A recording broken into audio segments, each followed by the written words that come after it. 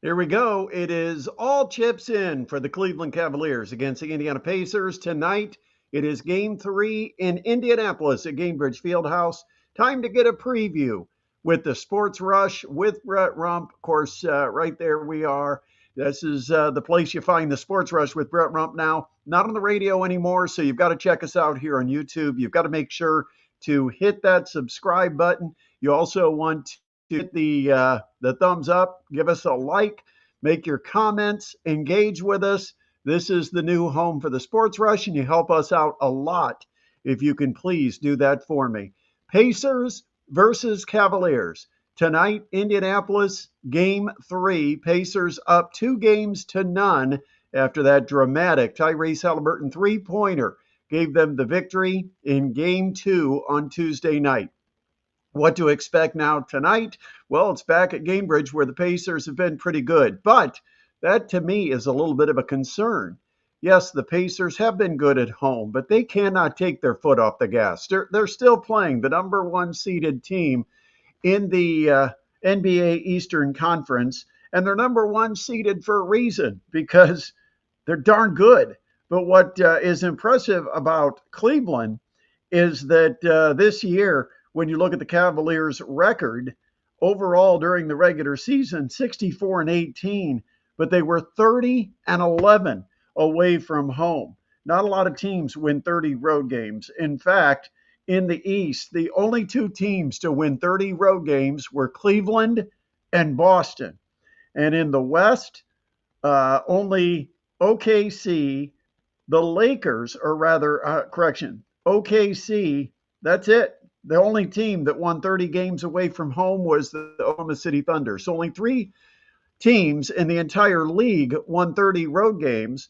So Cleveland is not going to be intimidated by the crowd. The crowd could energize the Pacers, but what the Pacers can't do and they have to avoid is getting overly excited because of that crowd and maybe one, believing that the crowd is going to give them points. Like I said yesterday, there is not a fan that's ever bought a ticket that actually ended up in the box score because scored points for the home team.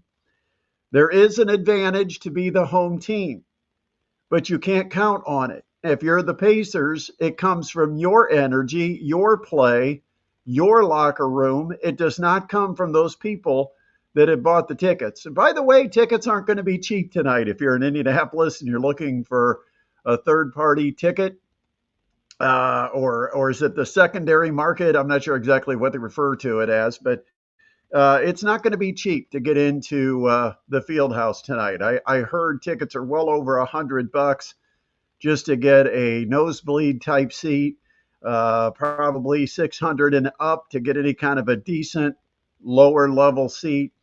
But people are loving the Pacers right now, and it's a team that's very easy to love with a lot of balance. They've got 7 or 8 players that could lead them in scoring on any given night, but I'm concerned. I am concerned about tonight's game. This is a game they dropped to Milwaukee, game 3 of the series against the Bucks. And sometimes you get comfortable. And the best thing is sometimes being a little uncomfortable. The Pacers knew they had to go in and play the very best basketball to win on the road at Cleveland, regardless of who Cleveland put on the court. Now it looks like Cleveland might be healthy. I think it'd be real close to 100%, if not 100%. I think all three of the players that have missed with Hunter, Garland, and Mobley, I think all three of them could be out there tonight. We'll wait and see game time decisions, but we'll have to see. But I think there's a lot of keys when you look at this matchup between the Pacers and the Cavaliers. And let's go ahead and start with some of the stats that we've gotten from the first couple of games, or maybe even from the playoffs. Last 3 home games, Tyrese Halliburton, who hit the huge 3 to win the game Tuesday night. At home, Halliburton in the playoffs is just 5 for 27. He's hitting only 19% of his three-point shots at home. Has to be better than that, whether that's just the lack of focus or overconfidence. But Tyrese Halliburton's a better shooter than that. On the season, he's a much better shooter than that. And he needs to be better than 19% if the Pacers are going to win tonight. Also, the Pacers have to lock things up a little more defensively. Wasn't happy with Andrew Nembhard and his defense. He's very ultra aggressive. He pressures you all over the court, sometimes full court, sometimes three-quarter court, but he will try to come out and guard you high in the half court. The only problem is right now they're beating him on the dribble. Donovan Mitchell's just basically been making him look like he's standing in cement and just going past him. And that leaves Nembhard guarding from behind. Donovan Mitchell's a pretty good sized body, a good, hard, thick body. And that means for Nembhard, he never really gets again in front of Mitchell, and Mitchell's able to attack and force a big into a decision whether to double or whether to stay at the rim and protect the lob. That could be a problem, especially when you add Mobley back into the lineup. And so I think Nembhard's got to be able to stay a step off and try to take away that first step. Do not get beat on the first bounce of the deck. When Mitchell decks it and starts to try to turn the corner or try to get around Nembhard, he's got to be able to defend him. And I'm not sure Nembhard may end up guarding Garland if Garland plays. And you may with Nesmith. I like the Nesmith matchup against Mitchell just because of the physicality, and Nesmith matched it pretty well. Sometimes Nembhard just undersized, and he's not able to handle some of the physical guards like Jalen Brunson, Donovan Mitchell. I think Aaron Nesmith maybe has a better matchup to guard Mitchell. Mitchell went off for 48 points in game 2. They can't let him go off for 48 when he's got all the help and support on the floor with him. I don't know if he'll shoot it that much, but the Pacers have to take away that penetration. It's leading to a high percentage for the Cavaliers on two-pointers. They're hitting 53% in this series, 64 for 120 on two-point shots. But the Pacers also have to continue to defend the three-point shot, where the Cavaliers have been very good all year, but not as much this series. Rebounding, ultimately, when you talk about the Pacers, it always seems to come down to rebounding. And the Pacers have done a pretty good job on the glass so far. They've allowed a few too many offensive rebounds, 14 in one game, 13 in the other, 27 total offensive rebounds through the first two contests, as Cleveland's out-rebounded Indiana on the offensive glass, 27-18. And the Pacers have to maybe be a little better than that. But you can't expect a whole lot from the Pacers because they are what they've been all year long. And that's just not a very good rebounding team. Very average rebounding team. Pacers were right near the bottom of the league in offensive rebounds in the season. They're in the lower portion of the league in total rebounds on the season. In fact, during the season, the Pacers were next to last among all teams in the NBA in offensive rebounds. So they're probably not going to get a ton of them. But they have to limit the number of times Cleveland can get them because Cleveland does take advantage of offensive rebounds, especially if they've got the big lineup with Jarrett Allen and Evan Mobley. And so the Pacers have to do a job on the glass. And finally, the Pacers have to try to continue to win the three-point battle. That's what the games have come down to so far. Pacers have been outscoring Cleveland from the three-point line, and they need to continue to do that. Three-pointers are a key part of the offense, and the Pacers have a lot of guys that can bury it. When you look at Halliburton, he's just the first. Miles Turner, he has to have a good shooting night. You've got to get a good shooting night from Nembhard, Nesmith, Obi Toppin. Everybody that's putting up threes, they've got to be hitting a fair percentage of them. So it's a big, big game. Can't even begin